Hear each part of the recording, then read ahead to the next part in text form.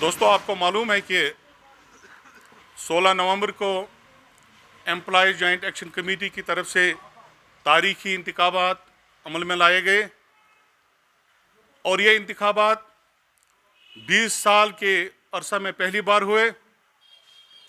पहली बार जम्मू कश्मीर के मुलाजमीन को अपनी क़यादत का इंतखाब करने में का मौका मिला और इसके लिए एम्प्लॉयज़ जॉइंट एक्शन कमेटी में मौजूद 42 ऑर्गेनाइजेशन जो रजिस्टर्ड हैं हमारे साथ, उनको हिस्सा लेना था, लेकिन 36 ऑर्गेनाइजेशंस ने वोटिंग में हिस्सा लिया।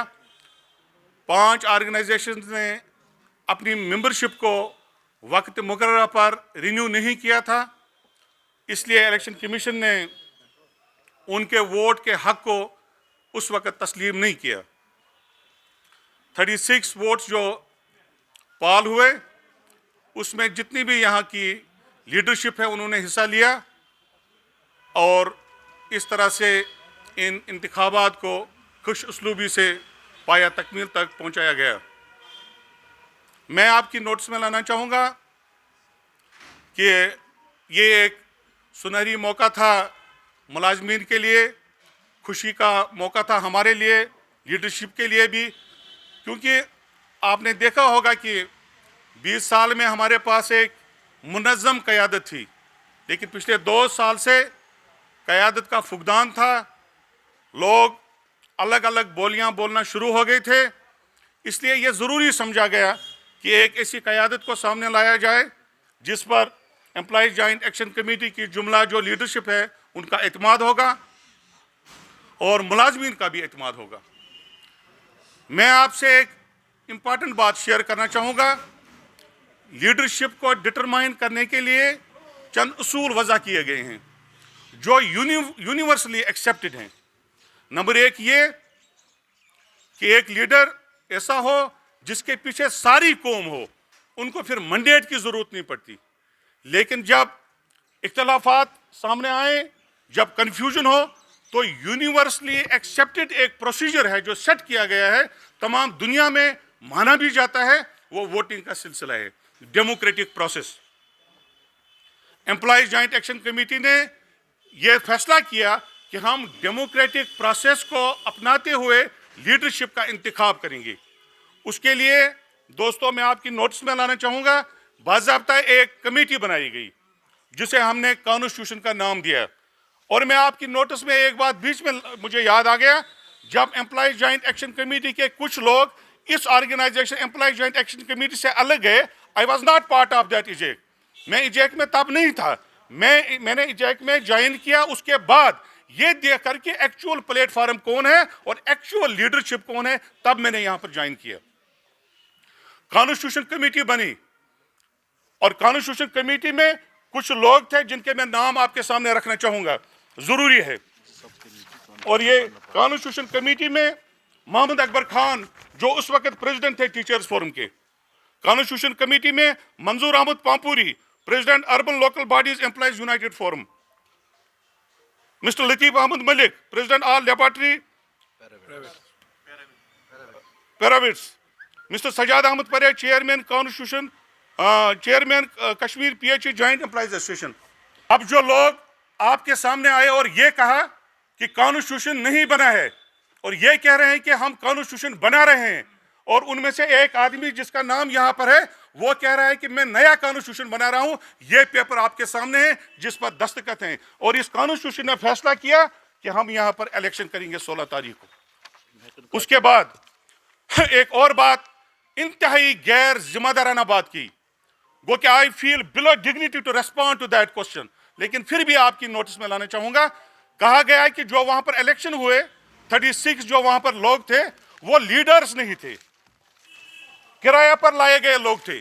ये 36 लोगों की लिस्ट आपके पास है जो अखबारात ने शाया की है, आज की तामिल इरशाद में है। ये एक आदमी को चैलेंज किया जाए, एक आदमी को चैलेंज किया जाए, मैं अभी इसी वक्त यहां पर रिजाइन करूंगा, लेकिन आप लोगों के पर एक जिम्मेदारी आयद होती है। आप लोगों से कहा गया कि 20 आदमियों को वो यहां पर लाएं, मैं इस्तीफा दे दूंगा। एक आदमी ने आपकी प्रेस कॉन्फ्रेंस में कहा आज मैं 36 लोगों को आपके सामने रखना चाहूंगा। आप पर फर्ज आयद होता है कि आप उन लोगों से कहें कि आपको कोई इखलाकी जवाज अब नहीं बनता कि आप कुर्सी पर बैठें। दोस्तों और बुजुर्गों, एक आदमी ने 37 वोट्स थे, एक आदमी ने इलेक्शन में हिस्सा नहीं लिया, Haji Bashir Ahmad, because he was under quarantine. वो इस वक्त लाइव हैं, वो चेयरमैन है फॉरेस्ट कॉरपोरेशन के, वो लाइव हैं, आप उनसे बात कर सकते हैं। वो क्वारंटीन में थे, उन्होंने इलेक्शन में हिस्सा नहीं लिया। मेरी आपसे चंद गुजारिशात हैं, बस हो गया जी। कहा यह जा रहा है कि जिस लीडरशिप ने वोट डाले वो एक्चुअल लीडरशिप नहीं है। मैं आपको बताना चाहूंगा, जब वो साहब हमारे चेयरमैन थे, एडहॉक चेयरमैन थे एम्प्लॉय जॉइंट एक्शन कमेटी के, दुरानी साहब, वजह दुरानी साहब उनके वाइस चेयरमैन थे, शबीर अहमद लंगू साहब उनके स्पोक्समैन थे, खुर्शीद अहमद भट्ट उनके जनरल सेक्रेटरी थे, फारूक अहमद खान उनके वाइस प्रेसिडेंट थे, और सजाद साहब उनके चीफ ऑर्गेनाइजर थे, लतीफ साहब उनके पब्लिसिटी सेक्रेटरी थे।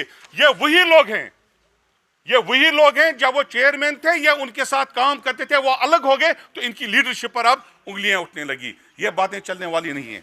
मैं आपको बताना चाहूंगा, मुझे समझ नहीं आ रहा है वो लोग चाहते क्या हैं।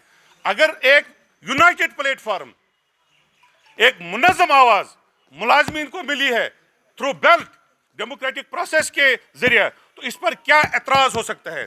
मुझे बड़े अफसोस से कहना पड़ता है, आपकी प्रेस कॉन्फ्रेंस में एक आदमी ने दावा किया कि मैं लेक्चरर्स फोरम का चेयरमैन हूं, और यहां पर और कोई लेक्चरर्स फोरम नहीं है। मेरे साथ इस वक्त डॉक्टर फैसल नईम, वो हेड करते हैं लेक्चरर्स फोरम जम्मू कश्मीर को। 2010 में लेक्चरर्स एसोसिएशन बनी है, और ये गवर्नमेंट के साथ आज तक की कॉरेस्पॉन्डेंस है लेक्चरर्स एसोसिएशन की। जो लोग दावा करते हैं कि मैं उनसे कहना चाहता हूं कि इन डॉक्यूमेंट्स को जवाब दिया जाए आपके जरिए। मैं अपना केस आपके सामने रखता हूं। आप देखिए कि लेक्चरर्स एसोसिएशन के साथ सरकार ने आज तक कितनी कॉरेस्पॉन्डेंस की है। तो यह दावा भी गलत है। एक और दावा हुआ, यह कहा गया कि हम स्कूल एजुकेशन कोऑर्डिनेशन कमेटी के चेयरमैन हैं। स्कूल एजुकेशन कोऑर्डिनेशन कमेटी के चेयरमैन कैसे बन गए? टीचर्स फोरम एक उसकी इकाई है, मैं बजाय खुद उसका चेयरमैन हूं। लेक्चरर्स एसोसिएशन यहां पर है, कंटिजेंट पेड एम्प्लॉयज एसोसिएशन यहां पर है, टीजैक यहां पर है। मुझे समझ नहीं आ रहा है कि स्कूल एजुकेशन कोऑर्डिनेशन कमेटी कहां से बनी। मेरी उनसे गुजारिश है कि वो आसमान की तरफ थूकना बंद कर दें। ये जो यूनाइटेड लीडरशिप है, डेमोक्रेटिक प्रोसेस है जो सामने आई है, मेरी उनसे गुजारिश है, इल्तिमास है, मजीद कन्फ्यूजन का शिकार मुलाजमीन को न करें सिर्फ इसलिए कि अपने इक्तिदार के लिए। मेरी उनसे गुजारिश है कि आज मौका मिला है तमाम मुलाजमीन को, जम्मू कश्मीर के 4.5 लाख मुलाजमीन को, कि वो एक प्लेटफॉर्म पर जमा हुए हैं। एक लीडरशिप सामने आई है, थ्रू डेमोक्रेटिक प्रोसेस आई है, इलेक्शन हुआ है बाज़ाब्ता।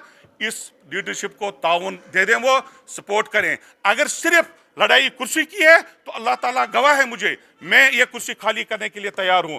मैं मोहताज तारफ नहीं हूं। मेरी प्रॉब्लम ये नहीं है कि हम कुर्सी पर बैठें और यहाँ पर लीडरी करें। लीडरी करने का सवाल पैदा नहीं है। ये जो क़यादत यहाँ पर है, 5th पे कमीशन का जिक्र किया, 6th पे कमीशन गया। जब मैं कोट बिलवाल जेल में था 7th पे 6th पे कमीशन के हवाले से, मैंने तो आप में से किसी को वहां नहीं देखा। आपने कैसे दावा किया कि हमने कुर्बानियां दी हैं? कुर्बानियां तो इस क़यादत ने दी है, कुर्बानियां तो इस शख्स ने दी है जिसकी सारी उम्र फारूक अहमद खान साहब की उम्र मुलाजमीन की खिदमत में लगी है। कुर्बानियां तो खुर्शीद अहमद भट्ट साहब की हैं, शबीर अहमद लंगू साहब की हैं, वजह दुरानी साहब की हैं, और जितने भी हमारे यहाँ पर लोग बैठे हैं उनकी कुर्बानियां। मेरी आपसे गुजारिश है मीडिया वालों से, मैंने परसों भी बात कही थी, आप खरे और खोटे में आपको अब टाइम आया है, उसमें तमीज करने की जरूरत है। हर चौराहे पर अगर 2-2, 3-3, और ये कौमी आपके पास आपका फर्ज बनता है कि आप देखें कि सही लीडरशिप कहां पर है। अगर आप अपना रोल नहीं करेंगे तो वक्त करीब है जब फ्रेगमेंटेशन हो जाएगी, मुलाजिम फिर से बिखर जाएगा। और जो 2 साल से सुकूत तारी था मुलाजिमिन क़यादत पर, उनके मामलात और मसाइल इल्तिवा में पड़े हैं, खौफ का शिकार हैं। वो आए दिन नए आर्डर्स निकलते हैं सरकार की तरफ से, 22 और 48 आपने सुना होगा। इस तरह के आर्डर, कन्फ्यूजन हो रहा है। इस तरह के ऑर्डर्स को तोड़ करने के लिए एम्प्लॉइज जॉइंट एक्शन कमेटी सामने है और हम तैयार करते हैं, बल्कि मुलाजमिन से वादा करते हैं हम किसी भी सूरत में आपकी डिग्निटी पर, ऑनर पर किसी भी तरह का कंप्रोमाइज नहीं करेंगे। और एक और सवाल, यहां पर हर प्रेस कॉन्फ्रेंस में, परसों भी आप में से किसी ने सवाल किया था, हमसे भी सवाल किया था, हर प्रेस कॉन्फ्रेंस में कैजुअल लेबर्स, आरजी मुलाजमीन को बेचारों को उनका नाम लिया जाता है, उन पर सियासत की जा रही है। ये क्या माजरा है? अगर उनका कोई लीडर है, हमें क्या एतराज हो सकता है? आप उसके सामने दूसरे लीडर को यहां पर खड़ा करके रखिए और उनका जो असली मौक़िफ़ है उसको डाइल्यूट करने की कोशिश कर रहे हैं।